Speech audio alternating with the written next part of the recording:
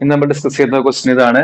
If x plus y equal to 40 and x y equal to 10 then find the value of 1/x plus 1/y. അതായത് 1/x plus 1/y രണ്ട് fractions add ചെയ്യുമ്പോൾ നമുക്ക് എത്രയാണ് കിട്ടുന്നത് നോക്കണം. അതായത് 1/x ഒരു ഫ്രാക്ഷൻ ആണ്, 1/y ഒരു ഫ്രാക്ഷൻ ആണ്. നമുക്ക് എങ്ങനെ രണ്ട് ഫ്രാക്ഷൻസ് ആഡ് ചെയ്യാൻ നോക്കാം.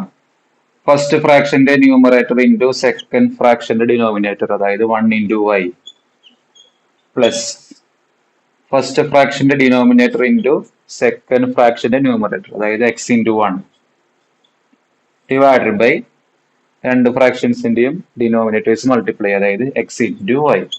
നമുക്കറിയാം 1 ഇൻറ്റു വൈ എന്ന് പറയുന്നത് വൈ ആണ്, പ്ലസ് എക്സ് ഇൻറ്റു 1 എന്ന് പറയുന്നത് എക്സ് ആണ്, divided by x y is equal to ഈ വൈ പ്ലസ് എക്സിന് എനിക്ക് എന്ത് ചെയ്യാം, എക്സ് പ്ലസ് വൈ എന്ന് എഴുതാം, ഡിവൈഡഡ് ബൈ എന്തുണ്ട്, എക്സ് വൈ.